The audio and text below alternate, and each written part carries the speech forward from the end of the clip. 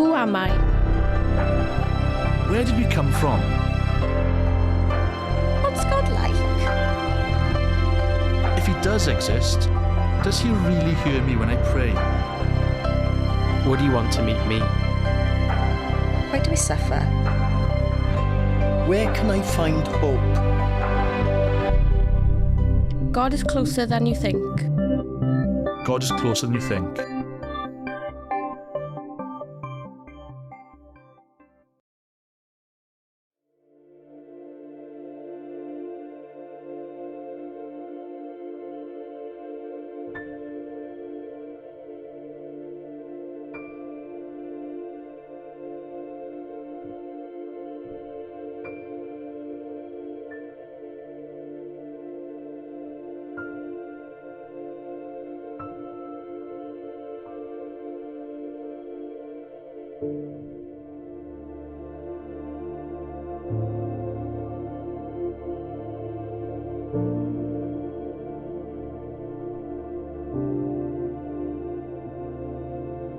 Where were you when the final whistle blew and we realised we'd actually won the Grand Slam? We love to tell our stories, don't we, of where we were and what we were doing when, as an entire nation, we hung on whether this little air-filled piece of leather had actually touched down over the try line or not. Up and down the country, people who may never have watched another game of rugby in their life were all watching, wishing, wondering, hoping we'd done it again. Growing up in Wales, rugby was always king of the sports. If you were on the rugby team, you walked a little taller than the rest of the school. You represented us. No matter who thinks otherwise, rugby is and always will be our beautiful game. Have you ever wondered what it is about sport that appeals so much? Whether you're a rugby fan or not, we all have these moments in our lives when we are so drawn into some sort of match or competition that all of our focus is on one single thing.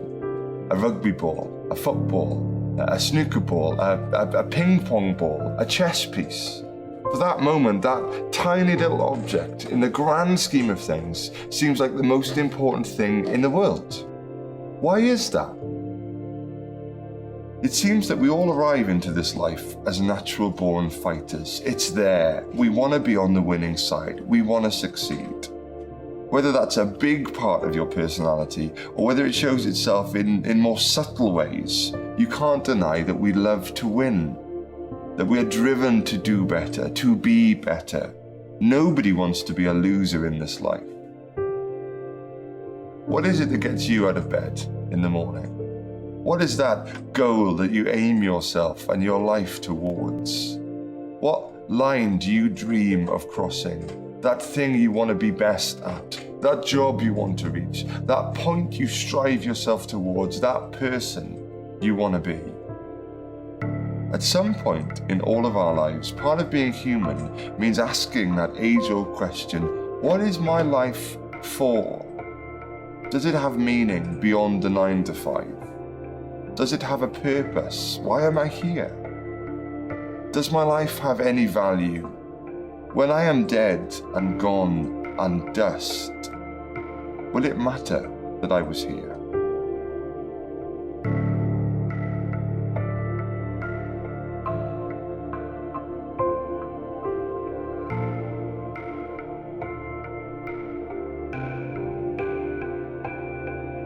All across our nation, we stumble across these places, castles, houses, monuments, where people who have long since died have left their mark.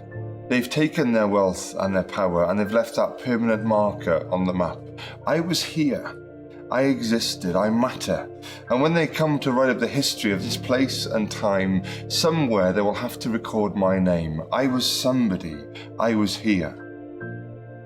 We can't all afford our own personal castles, but we do all dream of being important to somebody, of being recognized, known, and valued.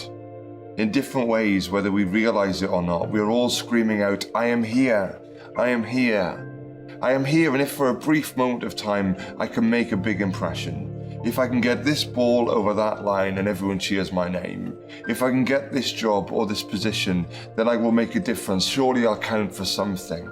If I can get into that perfect relationship, build this life, this legacy, this reputation, then it will matter that I lived.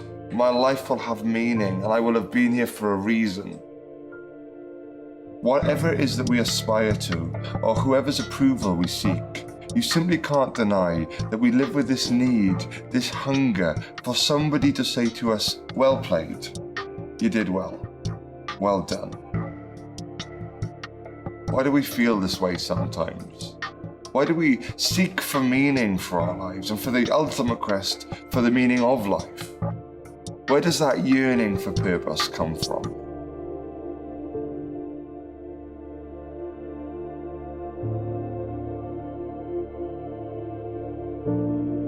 And then we have those moments when we glimpse it, when that place within us that yearns for more is satisfied for a moment. Those times when we discover our true purpose in places we weren't even looking.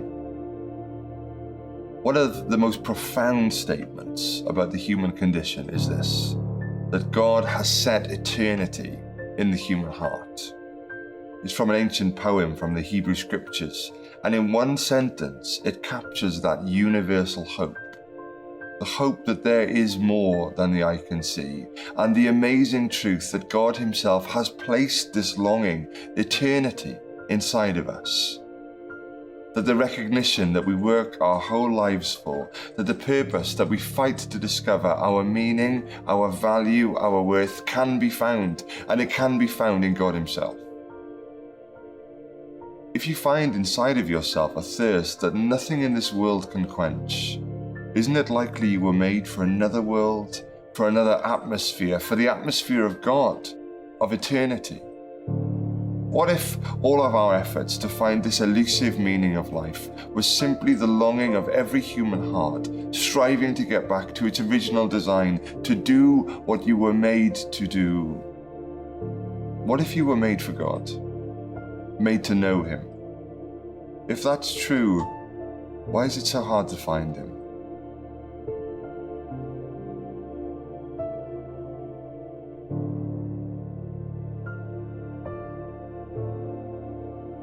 I remember once a tennis professional coming to the town where I lived and holding some basic coaching on a Saturday morning. And I went along with my mates and enjoyed hitting the ball back and forth, missing a point here, winning a point there. We took a breather, and feeling full of myself, I went and asked the tennis pro if he fancied a quick game, and he kind of chuckled a bit and agreed. And I remember him throwing the ball into the air, I remember him serving, but the next thing I remember is the sound of the ball hitting the fence behind me. I didn't even see it coming. Sometimes we don't know how bad we are until we see what good looks like, until we see the standard. I guess that now, even years later, the fact that I don't even know his name means that he wasn't good enough to compete on a national level. The question is, how good is good enough? In all our efforts to impress and our striving to succeed, if we were to try and stack up all the good stuff in our favour, we all know it would fall short of God's standard, that we'd miss the mark by a huge measure. I know it, and you know it. Even on a good day, I cannot compete. Deep down in the heart of hearts, we are striving for something that we can never achieve. But there is good news. The God who knows every strand of DNA in every cell of your body, who knows every thought that's ever entered your mind, loves you with an extreme passion. And long before you even started looking, before you even cared, before you were born, He bridged the gap that we couldn't. When we couldn't reach up to Him, He reached down to us. He stepped down into our world, into our skin, and was born as one of us. Jesus, Emmanuel, God with us. The Bible says that though He was like us in every way, He was nothing like us in one respect. He never failed. He never missed. He lived the only perfect life this world has ever known. But the way of love is often offensive to those who walk the way of power and pride, and the world couldn't handle Him. They wanted to wipe Him off the face of the earth. They mocked Him, they beat Him, they killed Him, crucified Him on a cross between two thieves. The one who'd never done anything wrong dies there in the place of the guilty. The holy held up like the dirty, the innocent killed like a criminal. But what precious few people knew at the time was that that was actually part of his plan, to offer up his perfect life to God as a sacrifice for us. He substituted himself. He stands in my place. And what he offers to each one of us is an exchange. If we will give him our previous record, admit our faults, admit our failures, admit our need of forgiveness, he will swap his perfect record for yours. And you can finally live at peace with God and with yourself because of what Jesus has done. We can know that the past failures are paid for, that we are known and loved in the present, and that in the future we will receive the ultimate well done from the only person whose opinion of us will matter for all of eternity. What if your worth as a person was not found in what you could achieve? What if your value to God was not based on your success or even on your performance? What if you could discover the person that the God who made you and loves you created you to be? What if nothing else will satisfy? Think about it. Talk about it. Question.